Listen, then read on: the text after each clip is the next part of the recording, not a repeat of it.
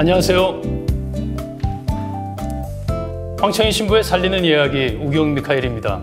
김진영 바울라입니다. 기용 씨. 네. 한 아이를 키우는데 온 마을이 필요하다는 말 들어보셨어요? 아, 맞아요. 인디언 속담이죠. 인디언 속담이었어요, 네, 그게? 네.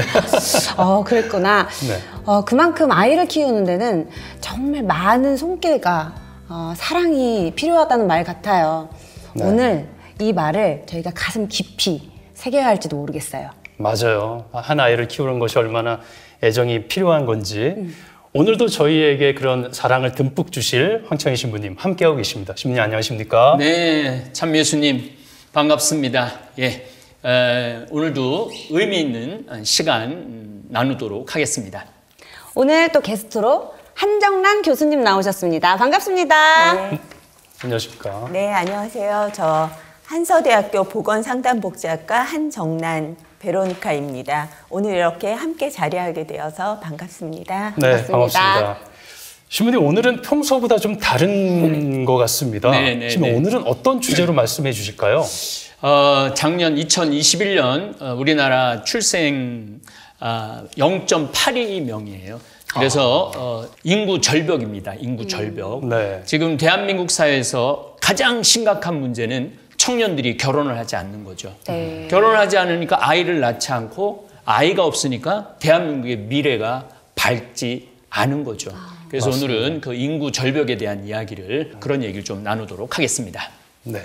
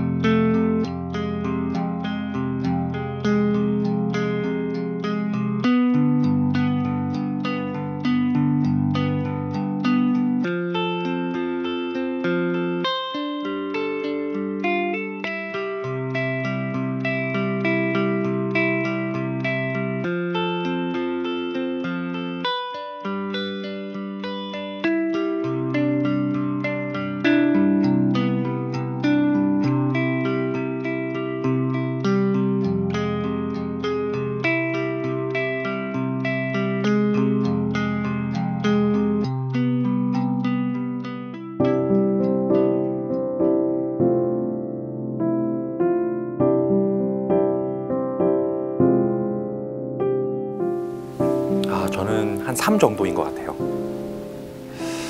현재적으로는 한 4점 정도 되는 것 같아요. 5점 정도라고 생각합니다.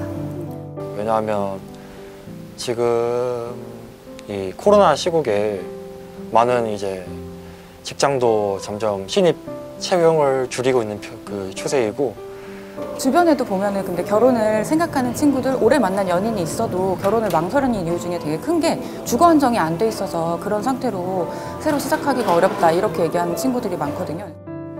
이게 5라고 하면은 그래도 절반 정도는 평균인 거니까 절반 정도는 안정되고 절반 정도는 만족을 할 수 있는 삶이어야 되는데, 주변을 둘러보더라도 미래에 대해서 그래도 조금 안정적으로 생각한다든지 희망차다고 생각하는 사람은 좀 보기 힘든 것 같아요. 청년들의 그 인터뷰 들으면서 예상은 했는데 참 점수가 참 많이 박합니다. 네. 청년들이 생각한 점수가 너무 낮아서 저는 좀 충격적이었거든요. 네. 어떻게 생각하세요, 신부님? 지금 우리 대한민국 사회가 청년들한테 자리를 내어주지 않고 있어요. 네. 그리고 또 청년들한테 경쟁만 좀 알려줬기 때문에 경쟁을 하는 사회에서는 굉장히 날카로워요.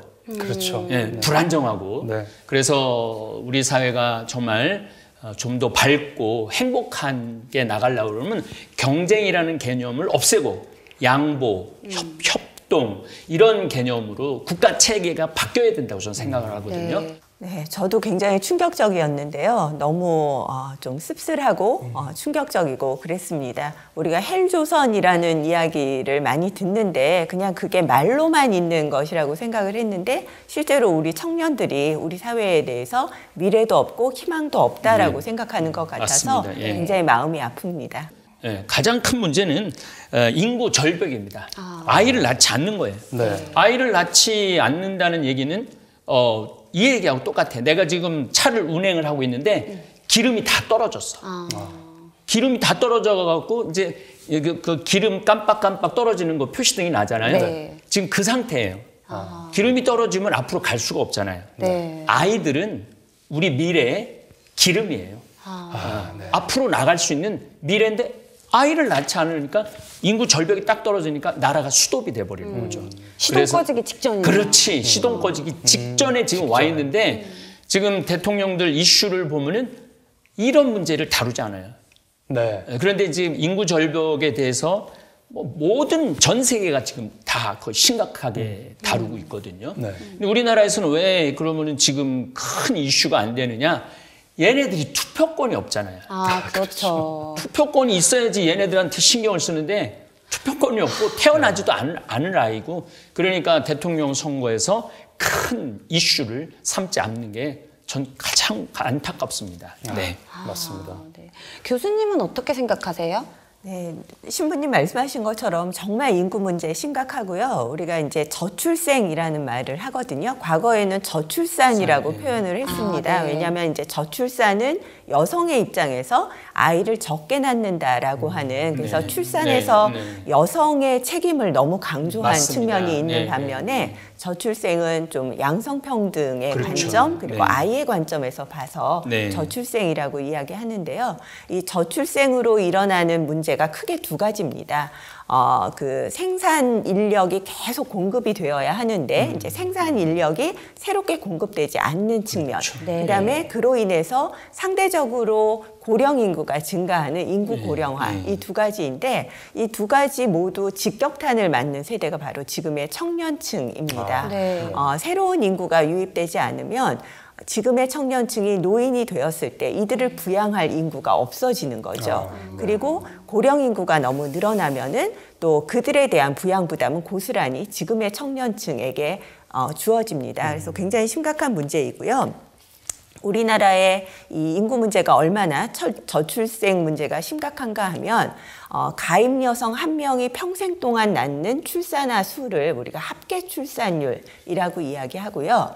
그 합계 출산율을 현재의 인구 수준을 그대로 유지하기 위한 합계 출산율을 대체 출산율이라고 이야기하는데 대체 출산율이 2.01명입니다. 2.1명인데 2.1명은 낳아야만 낳아야지. 10년 후에 20년 후에 지금의 인구 규모가 그대로 유지가 되는 거거든요. 2명 가지고도 안 되네요. 그럼요. 예.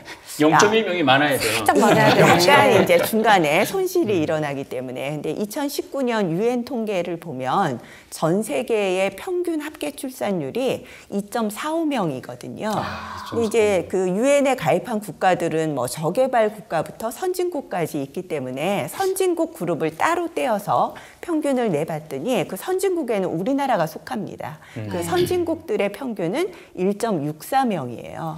그런데 우리는 지금 어느 수준인가 하면 2019년에는 1.01명이었고 그리고 1.0명. 예, 지금은 0.83명, 네. 4명 네. 정도밖에 되지 않습니다. 미국에 비해서도 훨씬 낮고 미국은 1.77명이고 프랑스는 1.85명이거든요. 네. 우리는 지금 계속 인구가 반감되고 있다라고 이야기할 수 있고요. 이런 상태로 간다면은 아마 뭐 향후 100년 후에는 대한민국은 지구상에서 사라질 수도 사라지죠. 있다라고 네. 볼 수 있습니다. 네, 말씀 들어보니까 큰일 난 것 같아요. 그러니까요. 하나 더 낳아야 되겠는데. 저 빨리 하나 낳아야 되겠습니다. 맞아요. 이렇게 출생률이 저조하다는 말씀을 들으면서 그리고 대한민국이 없어질지도 모른다 이런 말씀을 들으면서 이제 미래는 없는가 이런 생각이 들었어요. 어떻게 생각하세요, 신부님? 지금 이제 3월 달이 되면은 대통령 선거가 있을 거고 그러면 아마 이제 이 인구 절벽에 대한 이야기가 이제 확 부상이 될 겁니다. 어떨 때 보면은 저는 이렇게 누워서 이렇게 생각을 해보면은 우리나라 초등학교가 지금 5,000개가 없어졌어요. 이 평창 여기 근처에 40개리가 있는데 학교가 하나도 없어요. 그 군 안에 이제 평창 읍내에 학교가 하나 있는데 한 반에 20명, 30명. 네, 네. 그냥 한 반에. 한 반에. 그러니까 이미 이 평창군은 인구 절벽이 온 거죠. 네. 네. 이미 이렇게 평창이라든지 장성이라든지 횡성이라든지 이런 데는 애기 울음소리를 들을 수가 없어요. 애기 울음소리를. 아, 네. 그러니까 뭐 이미 희망이 없는 상태에 있는 거예요, 사실은. 너무 급작스럽게 다가오고 있는데 준비 기간이 없고 국민들도 이해도가 없는 거예요. 이게 무슨 소리냐. 네, 네. 자, 간단하게 좀 설명을 드리면 초등학교 5,000개가 없어졌다면 교장 선생님 5,000명이 없어진 거예요. 그렇네요. 그렇죠. 네. 그 교감 선생님도 5,000명 없어진 거고. 네, 네. 교사들도 뭐 보통 한 학교에 한 30에서 50명 정도 되거든요. 네. 그러다 보면 뭐 한 5만 명, 7만 명이 교사 자리를 잃어버린 거예요. 그 다음 정책은 뭐가 나오느냐면은 사범대학을 없애겠다는 거예요. 교육대학만 놔두겠다는 거예요. 그러니까 대학 없어지지, 학교 없어지지, 떡볶이집 없어지지, 문방구집 없어지지. 네. 그러니까 점점 유령 도시가 되는 거예요. 그래서 아기를 낳는 정책이 지금 대한민국이 당면한 최고의 문제다. 그래서 대통령이 된 분은 대통령 되자마자 비상사태를 선포를 해야 돼요. 예. 네. 인구와 싸움을 시작을 해야 된다는 그런 말씀 드리고 싶습니다. 맞습니다. 교수님은 대학에서 강의를 하고 계시니까 그 청년들이 생각하는 그 결혼과 출산은 어떻습니까?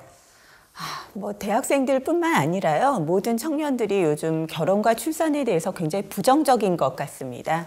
그리고 제가 볼 때 더 충격적인 것은 그들의 부모조차도 결혼과 출산은 개인의 선택이기 때문에 뭐 안 해도 괜찮다라고 생각을 하시는 것 같아요. 네, 이 부분에 대해서 저희 조금 다시 생각을 해볼 필요가 있는데요.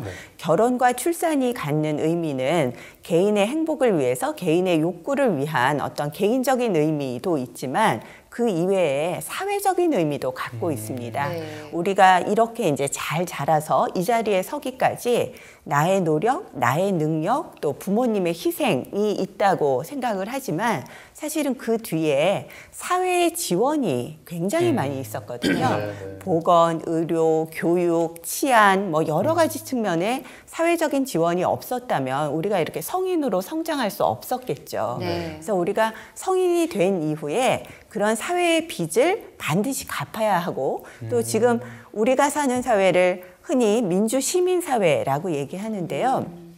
민주시민사회라고 하는 것은 주인이 바로 시민인 사회를 이야기합니다. 그렇죠. 맞습니다. 네. 민주시민사회의 주인은 다른 사람이 아니라 나 자신이거든요. 그렇죠. 네. 내 집을 내가 안 지키면 맞아요. 내 집을 내가 가꾸지 않으면 누가 가꿔주고 누가 지키겠어요. 네. 그래서 우리가 좀 더 사회적인 책임감을 가지고 결혼과 출산이 갖는 사회의 존속과 유지와 계승이라고 하는 그런 사회적인 의미를 좀 되새겨 볼 필요가 있다라고 생각을 갖고 있습니다. 이 교수님이 내 나라, 내 집은 내가 지킨다라는 사회적 책임에 대한 말씀을 하셨는데 저도 그런 생각을 해요. 지금 청년들이 아기를 낳지 않는 것은 전쟁이 터졌어요. 네. 근데 전쟁터에 지원하지 않는 거예요. 아, 네. 네. 이 아기를 낳고 가정을 꾸리는 것은 이 대한민국이라는 사회를 이끌어 나가는 거거든요. 네. 근데 지금 그런 책임감이 자체 개념이 없어요. 책임감 개념이 없는데 왜 그런 개념이 없느냐면은 제가 이제 55년서부터 65년까지가 베이비붐 시대예요. 네. 제가 그 베이비붐 시대 65년생이에요. 네. 그래서 우리 반이 초등학교 때 한 반이 65명, 70명까지 있었어요. 네. 70명, 한 반에 70명 있었고, 맞습니다. 네. 그 다음에 중학교에 한번 학교를 안 다녔으니까, 그러고 고등학교도 63명 있었어요. 네, 네. 왜냐하면 내가 정확하게 그 인원을 아는 게 항상 63등을 했거든요. 그러니까 내가 다니는 학교가 굉장히 명문 고등학교거든요. 굉장히 명문 고등학교였는데 그렇게 많았는데 지금 30대, 40대 요 세대가 제가 보기엔 가장 교육적인 혜택을 비참하게 받은 세대예요. 아이고. 태어나자마자 공부하기 시작한 아이들이에요. 네. 늘 드리는 말씀이지만 태어나자마자 눈을 떴는데 A, B, C, D가 돌아가는 거예요. 네, 그리고 세상은 저 얼마나 산이 아름다워. 저 절개산 얼마나 아름다워. 네. 산을 보려고 그러는데 딱 저 가나다라 마바 차타카를 딱 붙여놓은 거. 세상을 보고 싶어도 하늘을 보고 싶어도 이게 글자에 갇히고 숫자에 갇히고 자란 세대예요. 구름 대신 구름 그림이 걸려 있었어요. 네, 그래갖고 얘네들이 어떤 애들이냐면은 그 캐리어를 끌고 이 학원 저 학원을 다니면서 밤 10시에 제가 말하는 건 몇 살짜리를 얘기하느냐 하면 6, 7살짜리 초등학생 중학교까지 올라가면 얘네들은 아주 왜냐하면 우리는 정말로 가난한 부모, 가난한 세월 속에서 살았기 때문에 그리고 우리는 자율학습, 학원 이런 게 없었어요. 네. 그래갖고 학교가 오후 3시에 끝나면 무조건 성당에 모여갖고 친구들하고 연극제하고 그 합창 준비하고 협동하는 걸 배웠어요. 양보하는 걸 배웠어요. 그리고 공동체를 가꾸는 것에 내가 어떻게 해야 되는 눈치를 봤어요. 근데 지금 30대, 40대 아이들은 그런 것도 안 봤어. 이제 돈도 많이 벌었어, 부모가. 네. 그래갖고 학원을 5개, 6개 막 보내. 아이고. 그런데 죽어라 하고 뛰어갔단 말이야. 그러니까 얘네들이 또 막상 이제 결혼을 딱 해고 보면은 이런 생각이 드는 거야. 내가 태어나서 지금까지 공부만 하고 추억이 하나도 없고 학원, 학교, PC방 이외에는 추억이 없단 말이에요. 내가 아이를 낳으면 그런 세상을 또 살 건데 그런 걸 물려주고 싶지 않다는 거예요. 그리고 또 경제적으로도 안정되지 않고 아무 일이나 하면 사실은 빨리 안정되죠. 아무 일이나 하면은. 우리 생태마을에 고등학교 졸업하자마자 여기 취직한 친구가 하나 있는데 5년 근무하고 120평짜리 밭이 있고 30평짜리 집 있는 걸 샀어요. 얘는. 5년 동안 그것만 모아갖고. 그러니까 남들 뭐 일이 뭐 아르바이트하고 저리 아르바이트 할 때 생태마을에 와갖고 아주 꾸준히 일을 하니까 1억 5천짜리 집을 산 거예요. 그리고 걔는 너무너무 행복한 거죠. 그렇죠. 또 중요한 것 중에 하나는 자신의 삶을 살고 싶은 거야. 아이한테 자신의 삶을 빼앗기고 싶지 않은 거야. 그리고 그 양육비도 자신도 없고. 그러니까 아이를 낳지 않는 거예요. 그래서 이제는 태어나서부터 계속 행복하게 애들 글자 가르치지 말고 학원 강제로 보내지 말고 초등학교 때는 책상을 없애고 중고등학교 때도 음악 미술을 없앴은 이게 말이 되는 소리예요. 음악 미술 수업을 없앤다는 게 말이 안 되는 이야기입니다. 어떤 고등학교는 체육 시간도 거기는 과목이 없으니까. 그러니까 오로지 경쟁 1등 이런 이 제도를 완전히 바꾸면은 아이 낳죠. 이렇게 아름다운 나라, 좋은 나라에서 1등만 기억하는 더러운 세상. 그렇지. 이게 그냥 나온 말이 아니거든요. 맞아. 네. 교수님 어떻게 생각하세요? 네. 누가 그런 말씀 하시더라고요. 우리나라 부모들은 아이랑 놀아줄 때 일부러 져준답니다. 그러니까 더 잘할 줄 알지만 게임에서 져주고 달리기에서 져주고 그래서 잘했다, 네가 최고다라고 키우고 외국의 부모들은 미국 부모들은 아이랑 악착같이 경쟁을 해서 아이를 이긴답니다. 당연히 어른이 이기겠죠. 달리기도 빠르고 게임도 더 잘하니까. 그래서 어려서부터 지는 법을 아이가 배우는데 우리 부모들은 한 번도 아이한테 지는 법을 가르치지 않죠.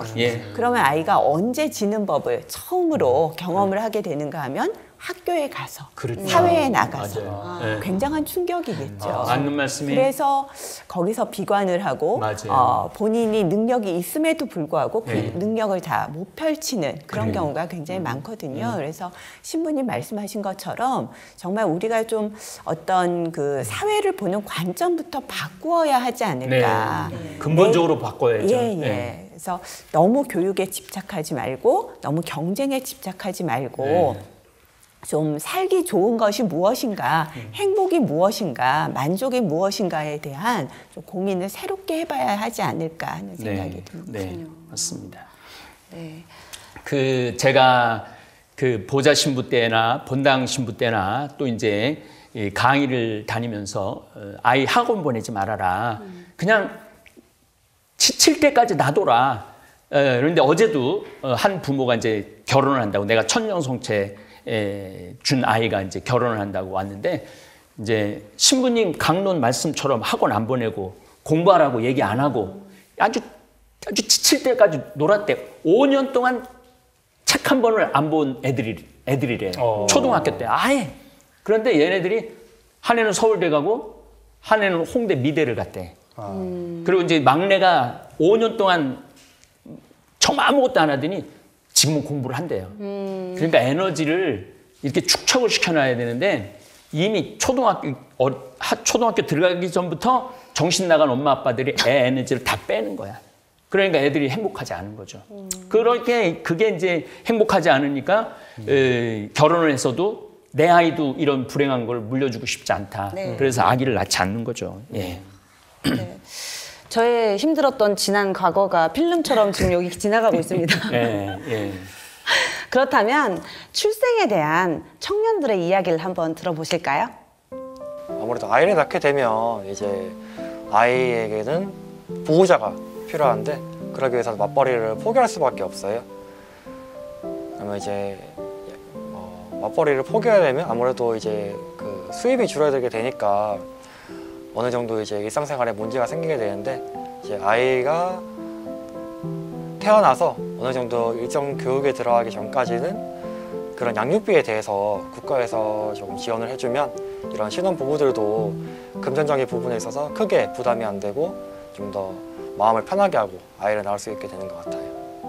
저는 이제 출산을 포기하지 않고 하고 싶은데 어려움이 많을 것 같기는 해요. 근데 많은 주변 사람들이 출산을 포기한다라고 얘기를 하는데, 출산을 포기하는 이유도 아까 말씀드린 주거 안정, 이걸로 시작됐을 때 주거 안정이 어느 정도 돼야, 예를 들면 전세 방이라도 있어야 결혼을 하고, 결혼을 해야 그래도 이제 아이도 낳게 되는데, 오히려 결혼을 포기하기 때문에 아이를 포기한다가 맞는 것 같거든요. 결혼을 포기하는 많은 이유는 여러 가지 주거나 이런 어려움이라고 저는 생각이 들어서 그런 부분이 해결이 돼야 될 것 같다, 이렇게 생각합니다. 아이들끼리의 비교가 저는 훨씬 더 출산을 망설이게 한다고 생각을 해요. 지금 상태에서 애를 놓는다라고 하면은 애한테 해줄 수 있는 게 많이 없어요. 내가 낳을 자식은 지금보다 더 치열하게 살았으면 살았지 이것보다 나아지진 않을 거라고 하는 그런 생각도 있으니까, 어떻게 보면은 사회가 청년들한테 희망을 심어주고 있지 못하다. 네, 그렇게 볼 수 있을 것 같아요. 가장 청년들한테 필요한 거는 내가 열심히 살면은 나도 먹고 살 수 있다 라는 사회가 돼야 되는데, 지금 어떻게 보면 저희가 아무리 뭐 하루 24시간 진짜 뭐 1년에 365일 그렇게 일한다고 해도 한 10년 동안 돈 한 푼 안 써야지 서울에 있는 집 한 채 살 수 있잖아요. 10년도 일해도 그렇게 안 될 수도 있어요. 근데 누군가는 이미 가지고 있는 것들 때문에 서울에 있는 집이 여러 개가 생기고 있다는 그런 현상이 발생을 하고 있는데, 개천에서 용난다라고 하는 게 어떻게 보면은 저희가 희망을 가지고 뭔가를 몰두하고 일을 할 수 있는 그런 원천이라고 생각을 하거든요. 근데 지금은 그 개천에서 뭐 예를 들어서 붕어 한 마리도 지금 나오기 힘든 상황이 돼버렸잖아요. 이렇게 청년들이 결혼과 출산에 대해서 굉장히 부정적인 시각을 많이 갖고 있는데, 그러려면 어떤 정책 같은 게 필요할 것 같은데, 혹시 신부님께서 건의하고 싶은 정책 같은 게 있을까요? 있죠. 가장 확실한 정책이 있습니다. 제가 이 답을 어디서 찾았느냐면 캐나다에서 찾았어요. 캐나다 강의를 갔는데 이제 공사를 하면은 정지, 뭐 스탑, 고 이런 사인을 하잖아요. 아주 예쁘장한 여자들이 하는 거예요. 그래서 쟤네들이 뭐냐 그랬더니, 쟤네들이 고등학생인데 임신을 한 아이라는 거예요. 임신을 해갖고 아기를 낳은 아이들이라는 거야. 그럼 걔네들한테 국가가 어떻게 했냐면 직업을 줘요. 그리고 너무너무 놀란 게, 한 아이 낳으면은 50만 원, 두 아이 낳으면은 100만 원, 세 아이 낳으면 150만 원, 네 아이 낳으면 200만 원. 그리고 네 아이를 낳으면은 캐나다는 집을 한 채 줘요. 와. 집을 한 채. 며칠 전에도 캐나다에서 이민하다가 온 분하고 뭐 이런 정책 이런저런, 나한테 신부님, 캐나다는 정말 신부님 말대로 넷을 낳으면 집을 줘요. 아파트를 한 채 줘요. 그러더라고. 그래서 가만히 생각해 보니까 캐나다하고 우리나라하고 경제 규모를 봤더니, 캐나다가 이제 내년에 20조 달러, 우리나라가 19조 달러예요. 비슷한데요? 비슷하죠. 호주는 우리나라보다 처졌어요, 벌써. 호주는 우리나라보다 처지고, 그러니까 우리는 이미 선진국이 됐고 경제력도 정말로 야 20조 달러래 2조 달러입니다. 빵빵한 거죠. 빵빵한데 그렇다면은 우리나라가 이 저출생을 막기 위해서는 뭐를 해야 되느냐? 이번 5월 달에 대통령직을 수행하는 분은 대통령 되자마자 아기 하나이 나오면은 100만 원으로 양육비를 주는 거예요. 네. 다달이 그냥 선심성으로 지금 선심성으로 애 낳으면 200만 원 주고 또 시에서 200만 원 주고 국가에서 100만 원 주고 이런 선심성 정책이 아니고 그냥 다달이 100만 원씩 줘야 돼요. 근데 얘가 둘을 낳았다. 그러면 200만 원을 주는 거예요. 다달이 200만 원을 주는 거야. 셋을 낳았다. 다달이 300만 원을 주는 거예요. 넷을 낳았다. 그럼 아파트 한 채 주고 400만 원을 주는 거예요. 그러면은 이 아기가 여기 지금 우리 도돈니, 마지, 응암니 지금 3개리가 있는데 지금 5년 전에 태어난 애가 쌍둥이가 있어요. 5년 전에. 그리고 아기가 하나도 없는 거야. 그러니 이게 나라가 이게 운영이 되는 게 아니죠. 이게 기름이 다 떨어진 거예요. 그런 3개리에서 그 아이 생활비 200만 원을 못 준다? 말도 안 되는 얘기예요. 얼마든 줄 수 있어요. 우리 엘리사벳 만약에 4명 낳는데 400만 원 다달이 준다 그러면 애가 어떻게 할 거야? 아니 이건 나야 진짜. 당연히 낳고 아이를 키우면서 아이하고 함께하는 그 삶의 기쁨이 생기면은 사회가 더 밝아지는 것 같습니다. 그래서 경쟁을 없애고 국가는 우리나라가 못 사는 나라가 아니니까 2조 달러면은요 어마어마하게 잘 사는 나라예요. 또 한 가지 더 좋은 팁을 준다면은 수도권 과밀 현상을 해결하기 위해서는 수도권 밖에서 아이를 낳으면은 한 아이 150만 원 주는 거야.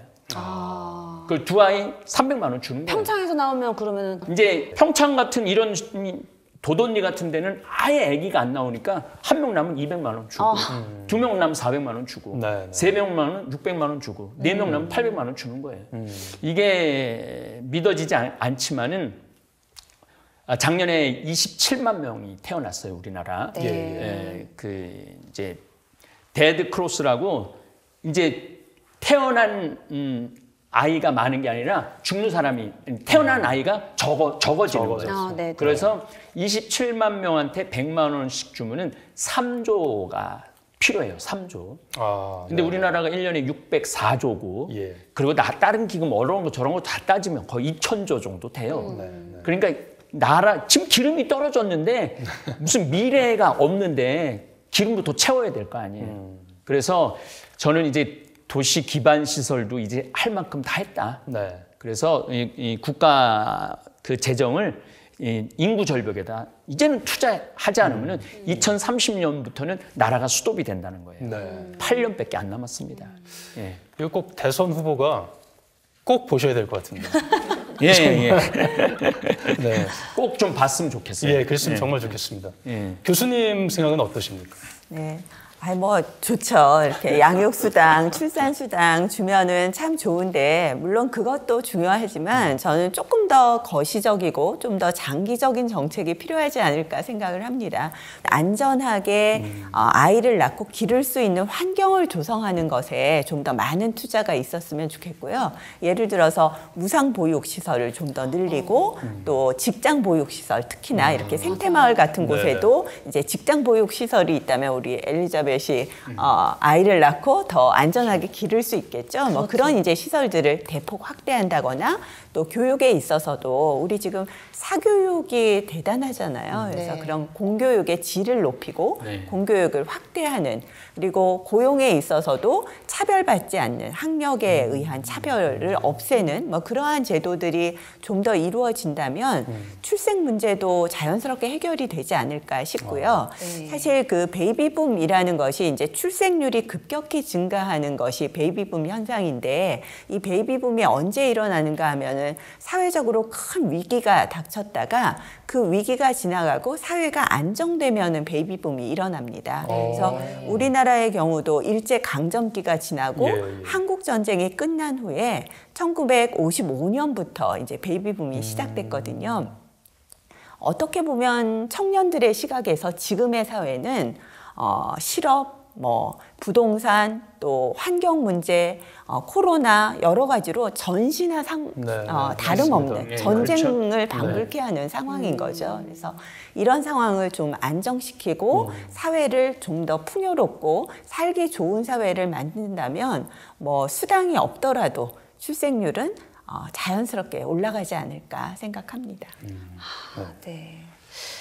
인구 감소 문제는 사실 대한민국의 문제만이 아닌 것 같아요. 다른 나라들도 다들 걱정하는 문제일 것 같은데 선진국들도 좀 인구 정책을 펼치고 있잖아요. 혹시 벤치마킹을 할 정책 같은 게 있을까요? 네, 그 선진국보다는 바로 북한을 보면 돼요. 북한을. 네, 북한도 아기를 낳지 않아요. 네. 아기를 낳지 않으니까 그 심각성을 알고 공산당원 중에 2명 이상을 낳지 않으면 당원증을 뺏어요.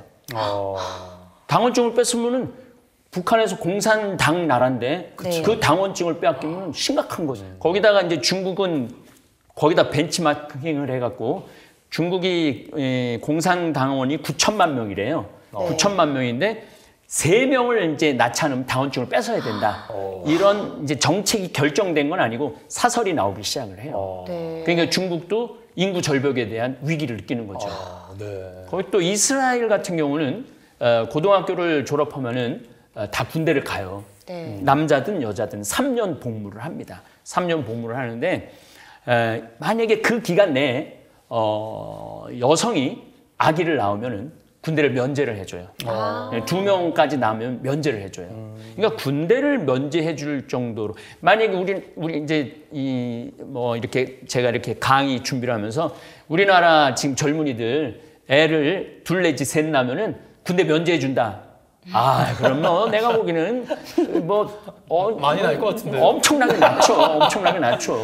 네. 그러니까 그만큼 이 인구 세상의 가장 확실한 예측은 인구래요.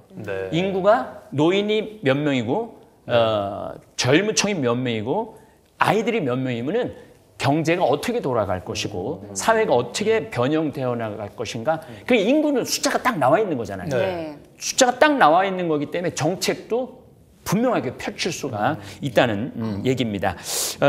프랑스 같은 경우는 인구 정책을 위해서 1년에 50조를 써요. 50조를 써요. 근데 프랑스도 우리나라보다 한 3등급 정도밖에 안 높아요. 경제 규모가. 일본 같은 경우는 이제 분당 같은 신도시를 1990년도에 85년도에 어마어마하게 졌어요. 근데 인구 절벽이 이제 일본은 90년부터 시작해갖고 절벽이 시작이 됐어요. 일본에 이렇게 가서 보면은 정말로 할머니들밖에 없어요. 할아버지들밖에 없어. 애들을 보기가 쉽지가 않아요. 노인이 3,500만 명 정도 되니까 일본은 계속 0% 성장을 할 수밖에 없죠. 우리나라도 앞으로 나라를 좀 더 발전시키고 그러려고 그러면은 돈을 써야 돼요. 정부가. 돈을 써야 되는데 어디다 써야 되느냐? 아이 낳고 아이 키우는데. 그래서 그 경쟁을 좀 없애고 교육제도를 바꾸고. 근데 사실은 교수님이시지만은 교육계에 있는 사람들이 가장 보수적인 것 같아요. 안 바뀌어. 30년 제도나 50년 제도나 심지어 100년 전 일본 강점 시대 그 제도도 그대로 있는 경우가 많아요. 그래서 교육부를 없애야 한다는 말도 나옵니다. 그렇습니다. 맞아요. 교육부를 없애야 되는 신부님 말씀 드리면서 궁금한 게 생겼습니다. 뭐냐면 요즘 정치인들이 그런 얘기를 할 때 포퓰리즘이다. 비난을 많이 하지 않습니까? 그거에 대해서 신부님 어떻게 생각하십니까? 이제 이 인구 절벽 문제는 포퓰리즘 문제가 아니고 인기 영합주의 문제가 아니고 우리 집도 조카가 6 있는데 결혼을 4 아이가 했어요. 그런데 4 아이 중에 아이를 낳은 아이는 1명밖에 없어요. 그것도 2 아이. 그러니까 네 아이가 8명이 지금 결혼을 했는데 나온 게 2명밖에 없어. 그 다음에 어떻게 되겠어? 그게 10년 이내에 다가온다는 거예요. 그건 포퓰리즘의 문제가 아니고 우리나라 국가 생존의 문제, 생존의 문제. 내 나라는 내 가정은 내가 지킨다고 말씀하셨듯이 이제는 결혼이라는 게 내가 이 대한민국이라는 나라를 지키기 위한 어떤 전쟁터에 참전하는 그런 마음. 또 제가 말씀드렸지만 이제 기름이 이제 한 2리터, 3리터밖에 안 남았어. 근데 주유소가 안 보여. 주유소가 어디 있는지 안 보여. 그 정도까지 지금 위험하다는 거예요. 그 정도까지 위험한 상태에 와 있는데 국민들도 잘 모르고 정치인들도 들여다보려고 하지 않고 그걸 주장하는 이제 일부의 교수님들, 인구 통계학 교수님들이 아주 그냥 치를 떨면서 얘기하는데도 불구하고 정치인들은 표하고 연관된 거 아니면은 잘 안 하려고 그러죠. 네. 그거 참 안타깝습니다. 안타깝습니다. 참. 교수님, 교수님께서 생각하시는 저출산, 청년 취업, 또 결혼 어떤 생각을 갖고 계십니까? 우리 청년들이 정말 사랑하고 결혼하고 가정을 꾸리는 게 너무 자연스러운 삶의 과정임에도 불구하고 세상에 대한 신뢰가 없어서 사회에 대한 신뢰가 없어서 결혼도 포기하고 사랑도 포기하고 출산도 포기하고 취업도 포기하는 그런 M4 세대가 되어가고 있잖아요. 너무나 안타까운 현실인데 이런 이제 희망을 다시 살리기 위해서는 우리가 각자 주어진 자리에서 자신의 역할을 열심히 좀 해야 하지 않을까. 그래서 정치 지도자들은 나라의 미래를 위해서 어떤 정책을 펴야 할 것인가에 대한 정책에 대한 고민을 열심히 하고 그 정책들을 입안하고 추진을 해야 할 것이고 또 우리 신부님처럼 종교 지도자들은 그 국민들의 마음을 달래기 위한 위안을 주기 위한 그런 노력들을 하셔야 할 거고요. 근데 저는 이 인구 절벽을 보면서 무슨 뭐 위안을 주는 것보다도 내가 장가를 가야 되는 거 아닌가. 신부님 좀 늦었지만 아유 신부님 내가 지금 58인데 이 우리 신부들도 장가를 좀 가갖고 아기를 낳아야 되는 거 아닌가. 뭐 아니 한 10년 후, 15년 후에 세례를 줄 사람이 없으면은 그렇죠. 존재 가치가 없어지는 거 아니에요. 저희가 어떻게 하나라도 더 나아보는 방향으로 좀 어떻게 생각을 모아보겠습니다. 너무 심각하게 얘기했나? 못 들은 걸로 하고요. 그리고 저 같은 이제 교육자들은 정말 우리 청년들이 미래를 헤쳐나갈 수 있도록 열심히 그 역량을 길러주는 것에 전력을 쏟아야 될 거고요. 또 부모님들은 사랑하는 자녀들이 사랑하는 가족과 함께 미래를 함께 할 수 있도록 사회적인 책임감과 어떤 결혼에 대한 긍정적인 인식을 좀 심어줄 필요가 있지 않을까. 만약에 그렇게 된다면 지금 거의 꺼져가고 있는 이 대한민국의 희망의 불씨가 조금 살아날 수도 있지 않을까 하는 희망을 가져봅니다. 네. 여기 귀를 쫑긋하고 듣고 계시는 희망들이 여기 계십니다. 예. 저는 지금 이 내용을 보고 그다음에 그 전에 이제 한 교수님과 황 신부님께서 이야기하신 말씀을 듣고 나서 이제 얼마나 심각한지를 알았습니다. 전혀 행복한 청년이네. 저는 조금 다른 의미로 좀 많이 좋게 생각하고 있는 상황이고 그다음에 아주 만족하고 계세요. 아주 만족하고 있고 좀 이제 거기서 이제 긍정적이게 생각하거나 부정적이게 생각하는 거에서 엄청나게 많이 다르게 되지 않나라고 생각이 많이 듭니다. 이건 뭐 만족하다 지금. 너무 만족하고. 아니 둘이 저기 사귀고 있어요 지금. 연애까지 하고 있으니까 얼마나 좋겠어. 아니 매일 보니까. 자꾸 커플을 데리고 오세요 신부님. 우리 회사 모토 중에 하나가 사내 연애 적극 장려. 그래서 아기 낳는 거. 엘리사벳은 어때?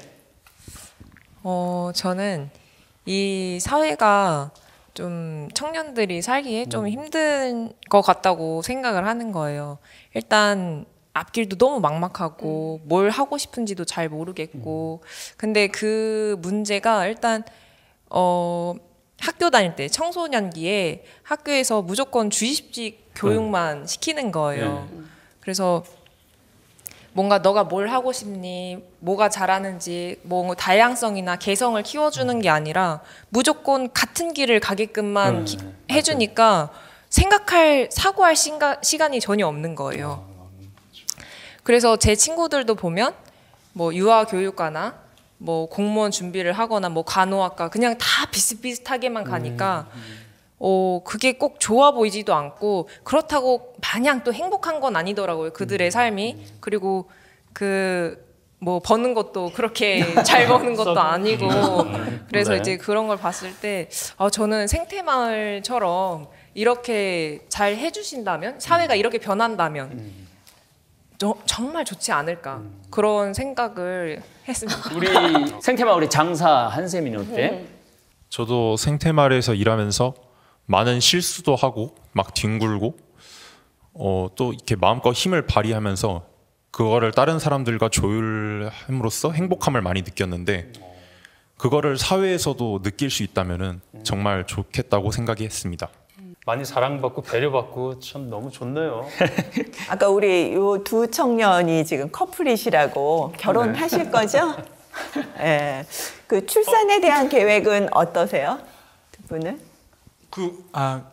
결혼이랑 출산에 대한 생각은 아주 긍정적입니다. 그리고 말씀 잘하셔야 돼요. 제 여자친구 눈치를 살피면서 아주 좋고 네. 아주 하여튼 결혼이랑 출산을 잘하고 싶습니다. 한다는 얘기 안 한다는 얘기 결혼을 저는 결혼하고 싶습니다. 아주 그래요? 긍정적이고 근데 이제 마음이 맞아야지 같이 할 수 있는 건데 어떠신가요? 뭐가 안 맞는 것 같아. 큰일일세. 네, 저도 하고 싶습니다. 그래, 그 엘리사벳은 내가 아까 말했듯이 100만 원, 200만 원, 300만 원, 400만 원 이렇게 준다 그러면은 그리고 애기 날 싶어요? 그럼요. 한 4명까지도 날 마음 있습니다. 근심이 그럼요. 깊어지시는 것 같아요, 지금. 지금 우리 생태마을의 한 청년들이 평균 나이가 31이니까 평균 나이가 31이니까 이 친구들이 결혼을 하면은 생태마을에서 아이들은 키워주고 싶어요. 그래서 한 1년 정도 출산 휴가 주고 이제 그 건강이 회복되고 나면은 다시 와서 이제 아이하고 같이 출근하는 거죠. 그리고 우리는 뭐 방을 다 제공해 주니까 집도 다 제공해 주고 네. 그리고 방 빨리 결혼해야 돼 니네들. 왜냐하면 지금 직원들 기숙사가 모자라거든. 빨리 나가시라고. 아니 둘이 합치면 방 하나가 비잖아. 방 하나가 비니까. 그래서 지금 결혼하라고 얘기하려고 그랬어 지금. 제가 약간 오판을 미국에는 호프 메도우라는 그 공동체가 있거든요. 거기에는 그 독거노인들과 이렇게 젊은 부부들이 함께 사는 공동체입니다. 근데 그 안에서 이제 젊은 부부들이 아이를 낳으면 그 지역에 일자리를 주고 일을 나간 동안 그 노인들이 아이들을 돌봐줘요. 그리고 젊은 부부가 얻어온 소득을 가지고 노인들과 공유하고 그렇죠. 그런 맞아요. 이제 공동체를 운영하고 있거든요. 그래서 한번 생태마을도 그런 모델을 조금 더 확장해 보셔도 좋지 않을까. 독거노인 문제도 그럼 해결이 되겠네요. 그럼요. 네, 노인 문제와 저출생 문제가 한꺼번에 해결이 되는 거죠. 맞습니다. 네. 제가 이 인구 절벽이라는 이 주제를 꺼낸 이유가 하느님께서 자식을 많이 낳고 번성하라고 이렇게 그리고 이 아름다운 지구를 다스리라고 이렇게 말씀을 하셨거든요. 그런데 그러니까 내 자손을 많이 만들고 생명이 이 지구 안에 흘러 넘쳐야 된단 말이에요. 생명이 지구 안에 흘러 넘쳐야 되는데 대한민국은 생명이 흘러 넘치는 게 아니라 생명이 사그라들고 있는 거예요.